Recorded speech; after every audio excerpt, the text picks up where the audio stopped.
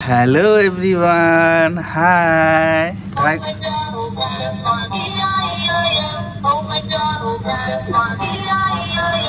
তো সকাল সকাল ভিডিও স্টার্ট করে দিলাম আর ভিডিও সোনামাকে নিয়ে স্টার্ট করে দিলাম আজকে। আর সোনামা দেখো এই যে গাড়িতে বসে রয়েছে।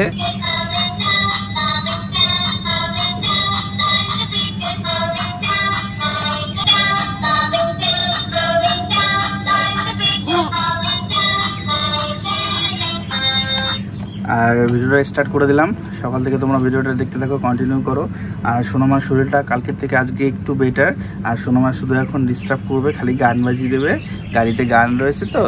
আর সোনামাকে নিয়ে আমি একটু খেলছি। পাপড়ি এদিকে খাবার তৈরি করছে, স্নানের জল রেডি করছে।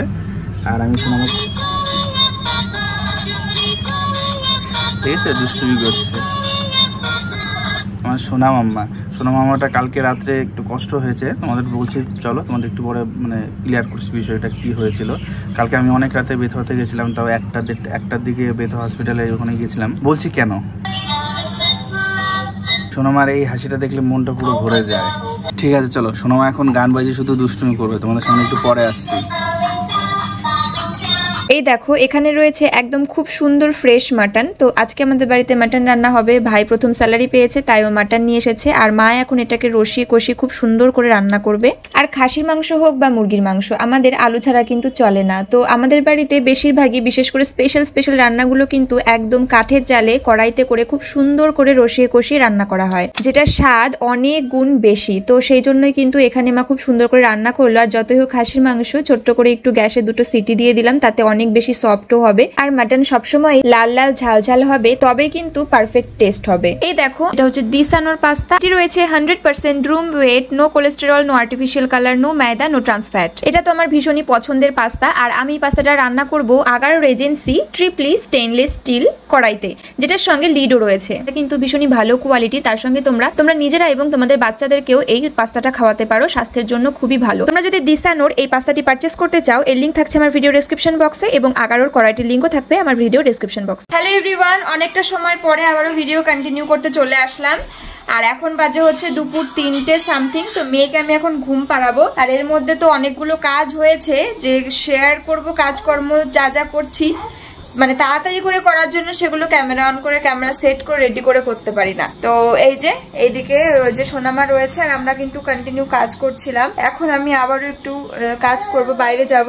ঘর টর মোছামুছি হলো, গোছানো হলো। তোমার দাদা ভাই আমি মিলে মেয়েকে আবার এখন একটু মানে খাবার খাওয়ালাম। দুপুরের খেতে চাইছে না, সকালের খাবারটাও একটু ছিল তো ওটার সঙ্গে স্যারালাক মিক্সড করে এখন একটু টেস্টটা চেঞ্জ করে খাওয়ালাম। আর বাইরে দুধ বসিয়ে এসে ওকে খাওয়াচ্ছিলাম। আমার মনেই ছিল না যে দুধ বসিয়েছি, হট করে মনে পড়লো। ভাগ্যিস দুধটা যখন বসিয়েছিলাম একটু জল দিয়ে আঁচটা কমিয়ে দিয়ে এসেছিলাম, তাই ওটা এখনো উপযোগী আছে, তা না হলে একদম পোড়া গন্ধ বেরোতো।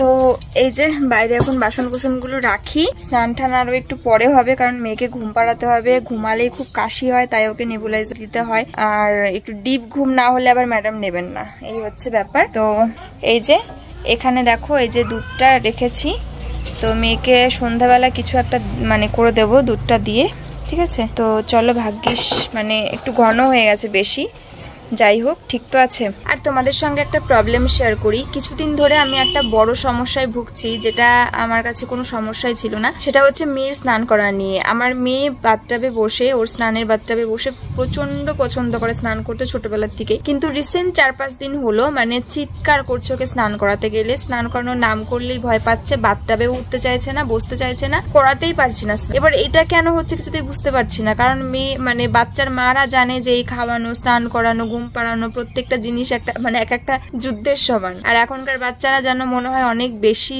মানে সবকিছুতে পটু। তো কি বলবো, তার উপর ভালোভাবে স্নান করতো, করানো যেত, আর এখন ওইরকম করছে, কিছুতেই স্নান করাতে পারি না, সে চিৎকার করে। এবার বুঝতে পারছি না যে ওটা কিছু ভয় পেয়েছে নাকি কোনো সমস্যা হচ্ছে, কি কেন এরকম করছে হঠাৎ করে, যেটা কোনোদিনও হয়নি। মেয়ের 1.5 বছর বয়স হতে চললো, মানে কোনোদিনও এটা হয়নি যে ও স্নান করবে না, স্নান করতে পছন্দ করে না, ভয় পাচ্ছে।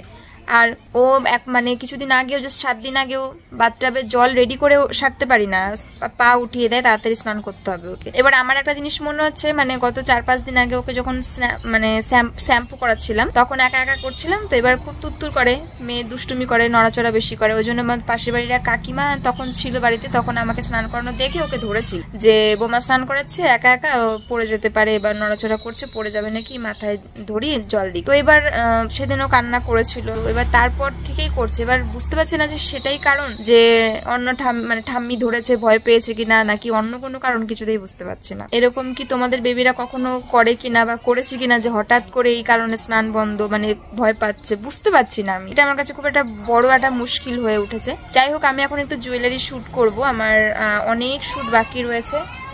দেখো আবার চিৎকার।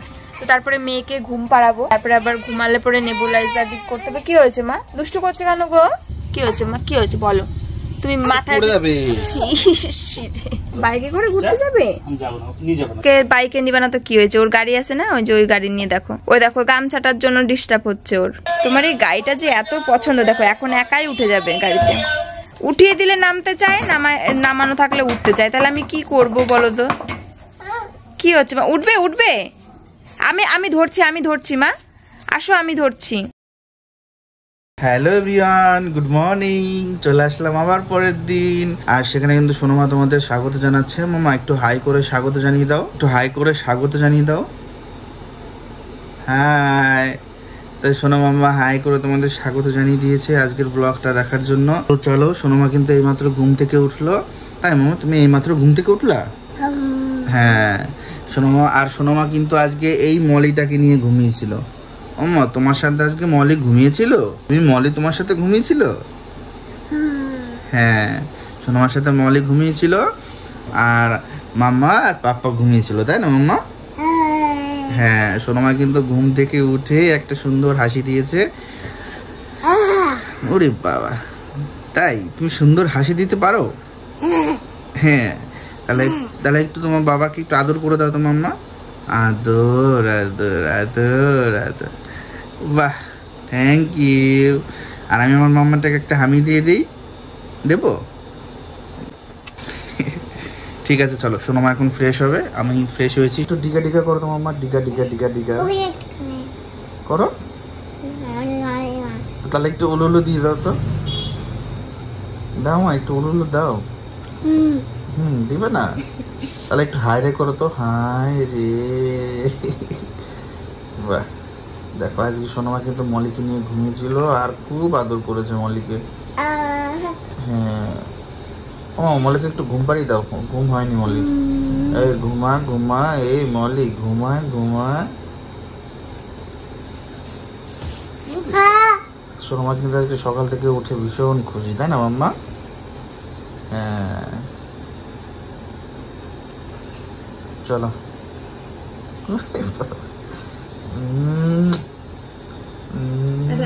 ফ্লাইং কিস করো মা সবাইকে, একটু ফ্লাইং কিস করে দাও মা। হ্যাঁ, হামি দি দাও একটু।